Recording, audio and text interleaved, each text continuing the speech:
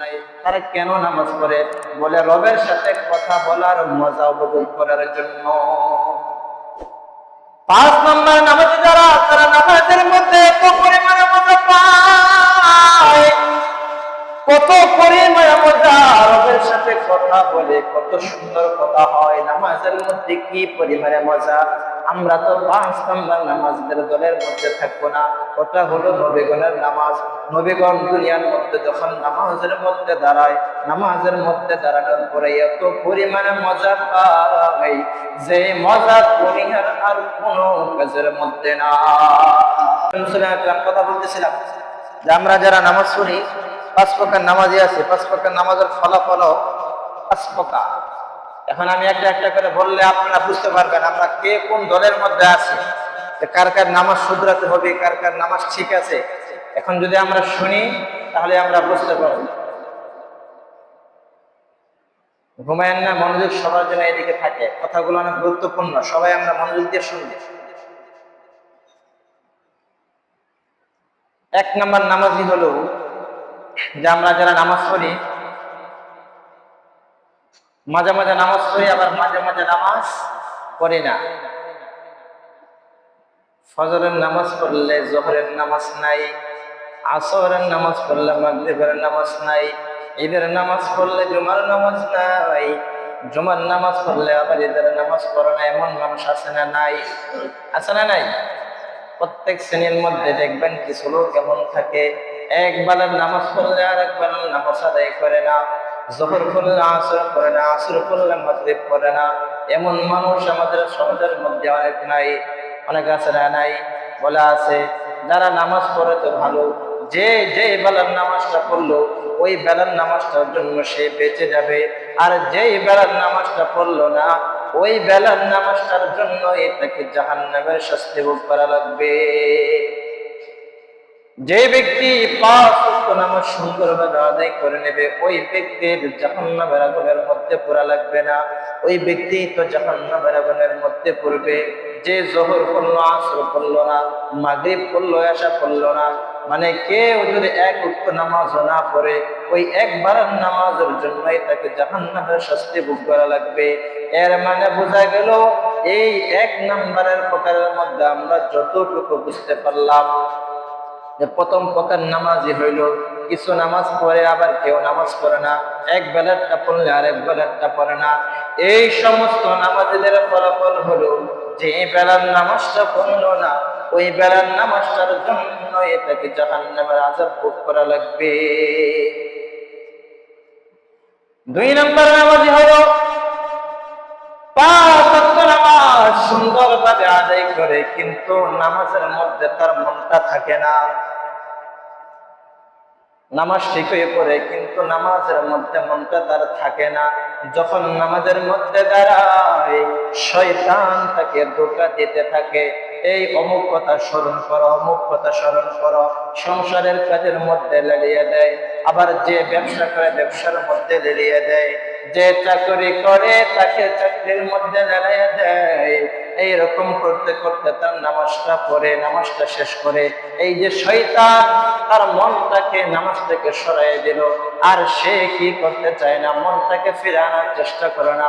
এই যে নামাজ পড়লো ঠিক আছে কিন্তু শয়তান যে মনটা নামাজ থেকে নিয়ে গেল আর মনটাকে নামাজের মধ্যে আনতে চায় না। এই জন্য কাল কিয়ামতের ময়দানে, হাসরের ময়দানে দাঁড়ায় দাঁড়ায় তার শাস্তি ভোগ করা লাগবে।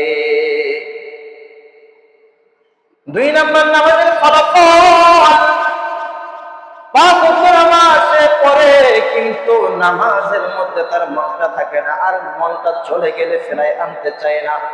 এই যে নামাজ পড়লো কিন্তু মনটা না থাকার কারণে কাল কিয়ামতের ময়দানে, হাসরের ময়দানে তাকে দাঁড়ায় দাঁড়ায় শাস্তি ভোগ করা লাগবে।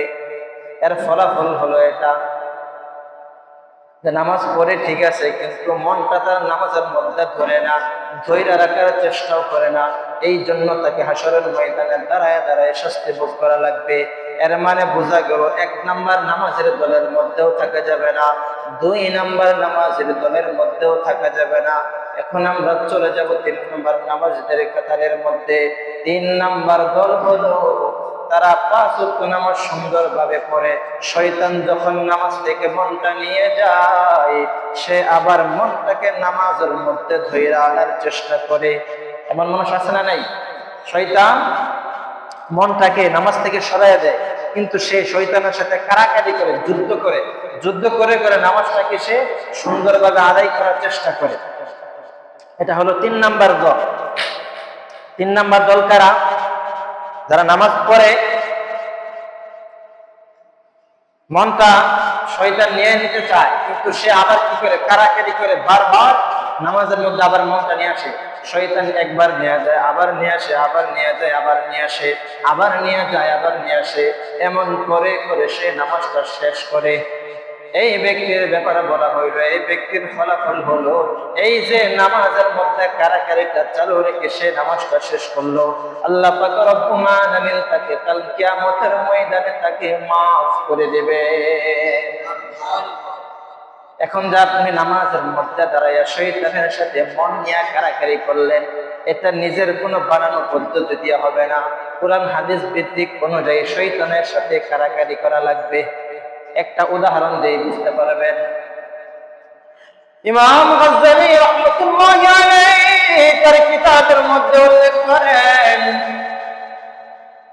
এই দুনিয়ার মানুষেরা শুনে নাও।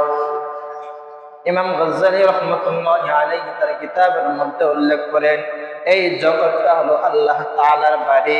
উদাহরণ দিয়ে বলতেছেন, এই দুনিয়াটা হলো, এই জগৎটা হলো আল্লাহ তাআলার বাড়ি, আর শয়তান হলো আল্লাহ তাআলার পালা কুকুর।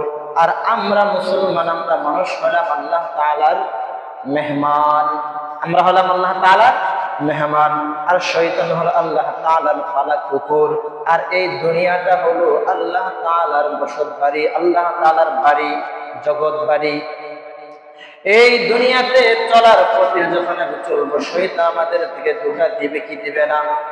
ভালো কাজের মধ্যে তো শয়তান ধোঁকা দেয়।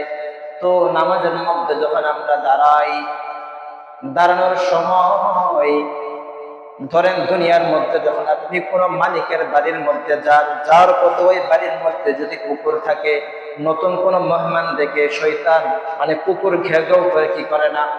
কুকুর ঘেউ ঘেউ করে না? করে কি করে না? তখন আপনি কি করবেন? বাঁচতে হলে মালিককে ডাক দেওয়া হবে, মালিককে ডাক দেওয়া লাগবে, এই মালিক তোমার কুকুরটারে সামলাও, আমি তোমার বাড়ির মধ্যে ঢুকবো। বলা লাগবে কি লাগবে না? মালিককে বলা লাগবে কি লাগবে না? যে তোমার কুকুরটাকে সামলাও, আমি তোমার বাড়ির মধ্যে ঢুকবো। ঠিক তেমনি ভাবে নামাজের মধ্যে আমরা যখন দাঁড়াবো, দাঁড়ানোর সময় নিয়ত বাঁধার পর আমরা আউযু বিল্লাহি মিনাশ শাইতানির রাজিম বলি কি বলি না?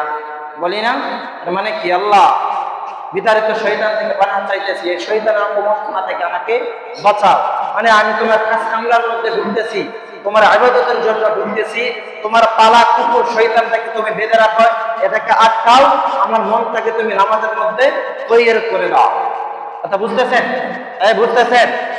হ্যাঁ, নামাজের মধ্যে আল্লাহর ঘর মসজিদ, আমরা নামাজের মধ্যে দাঁড়াইতেছি, আল্লাহ তাআলার কাছে আমরা আমাদের আর্জ জানাইতে হবে, আর্জ জানাইতে হবে, ইয়া রাব নামাজের মধ্যে দাঁড়াইতেছি, তোমার পালা কুকুর শয়তান যেন আমাদেরকে ধোঁকা দিতে না পারে, এই শয়তানের কুমন্ত্রণা থেকে আমাকে বাঁচাও। এরপরও যখন নামাজের মধ্যে দাঁড়াবেন, দেখবেন শয়তান মাঝে মাঝেই ধোঁকা দিতে চাইবে। ধোঁকা দিতে চাই কি চায় না, বাঁচবেন কেমনে? এটা বোঝার জন্য আরেকটা উদাহরণ দেই। হাদিসে জিবরাইলের মধ্যে একটা অংশ আছে, হযরত জিবরাইল পয়গম্বরকে এসে জিজ্ঞেস করলেন, ও পয়গম্বর, মাল ইহসান, নির্ভেজাল ইবাদত কোনটা? পয়গম্বর জিবরাইলকে জবাব দিয়ে বলে, জিবরাইল আন তা'বুদাল্লাহ কাআন্নাকা তারাহু ফাইন লাম তাকুন তারাহু ফাইন্নাহু ইয়ারাক। নির্ভেজাল ইবাদত হলো যখন তুমি ইবাদতের মধ্যে, ধরো নামাজের মধ্যে দাঁড়াইলা, নামাজের মধ্যে দাঁড়ানোর পর শয়তান যখন তোমাকে কুমন্ত্রণা দিবে, তখন তুমি মনে করবা তুমি আল্লাহকে দেখতেছো বা আল্লাহ তোমাকে দেখতেছে। সত্যিকার অর্থে চরম চোখে তুমি যদি বাস্তবে আল্লাহকে দেখতা, দেখে কেমন ভাবে নামাজ পড়তা।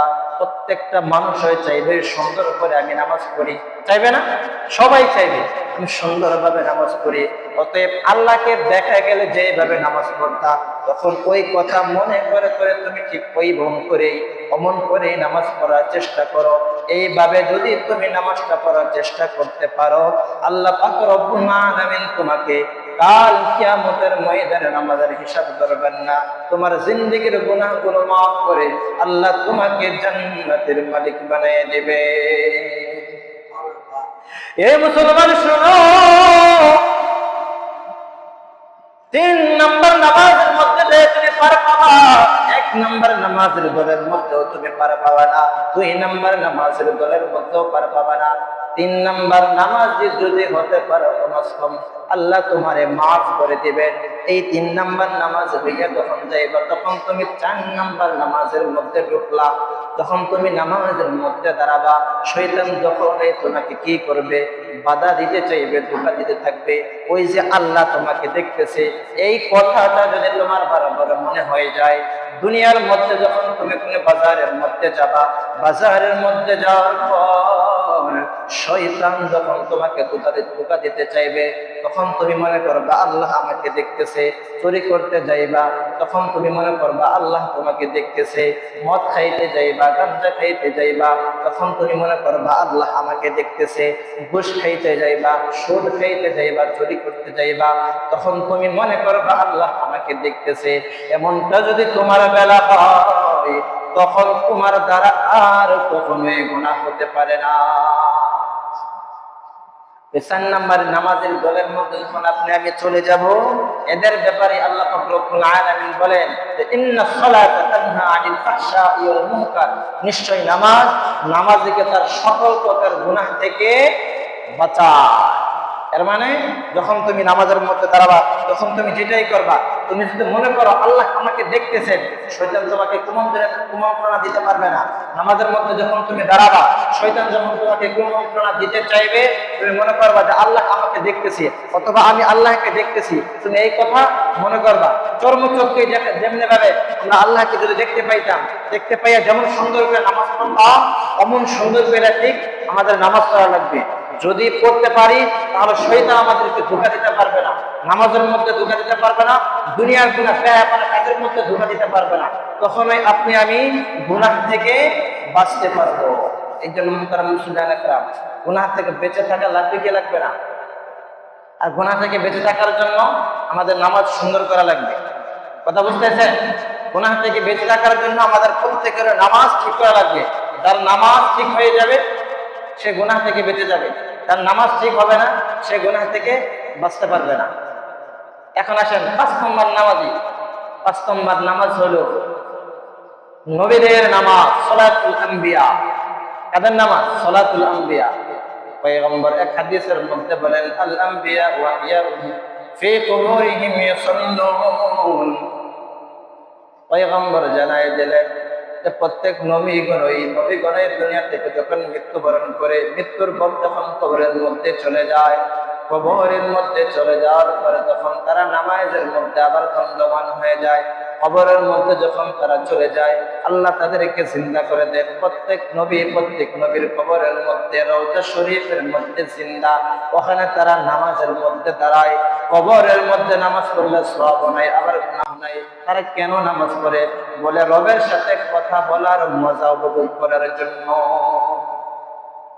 5 নম্বর নামাজে যারা, তারা নামাজের মধ্যে এত পরিমাণে মজা পায়, কত পরিমাণে মজা, রবের সাথে কথা বলে কত সুন্দর কথা হয়। নামাজের মধ্যে কি পরিমাণে মজা! আমরা তো 5 নম্বর নামাজের দলের মধ্যে থাকবো না। ওটা হলো নবীগণের নামাজ। নবীগণ দুনিয়ার মধ্যে যখন নামাজের মধ্যে দাঁড়ায়, নামাজের মধ্যে দাঁড়ানোর পরে এত পরিমাণে মজা পাই, যে মজা দুনিয়ার আর কোনো কাজের মধ্যে নাই। সুন্দর কথা। 5 নম্বর যেটা, ওটা আমাদের দ্বারা সম্ভব না, ওটা নবীগণের জন্য, ওটা ছেড়ে দেন। 4 নম্বর নামাজের কাতার হলে যেন আমরা থাকতে পারি। 4 নম্বর নামাজের দলের মধ্যে যেটা আমরা থাকতে পারি, শয়তান আমাদেরকে ধোঁকা দিতে পারবেন। আপনি যখন নামাজের মধ্যে দাঁড়াবেন, শয়তান ধোঁকা দিতে চাইলেই মনে করবেন আল্লাহ আমাকে দেখতেছেন, অথবা আপনি আল্লাহকে সমস্যাটা দেখতেছেন, এরকমটা মনে করে যদি আপনি নামাজটা পড়তে পারেন, শয়তান আপনাকে ধোঁকা দিতে পারবে না। আর এরকম করে যখন নামাজটা শেষ করতে পারবেন, আপনার নামাজটা সুন্দর হয়ে যাবে। এই জন্য কমাস কম আল্লাহ পাক রব্বুল আলামিন আমাদেরকে 1 নাম্বার আর 2 নাম্বার কাতারের মধ্যে তো থাকাই যাবে না, কমাস কম 3 নাম্বার হলে ওই যে আপনি নামাজের মধ্যে কারাকারি চালু রাখবেন, এই জন্য আল্লাহ আপনাকে মাফ করে দেবেন। আর যখন এই কারাকারি চালু রেখে আপনার নামাজটা ঠিক করে 4 নাম্বার দলের মধ্যে চলে যাবেন, তখন আল্লাহ আপনাকে বিনা হিসাবে জান্নাতের মালিক বানায় দিবেন। মুহতারাম মুসল্লিয়ান ইকরাম,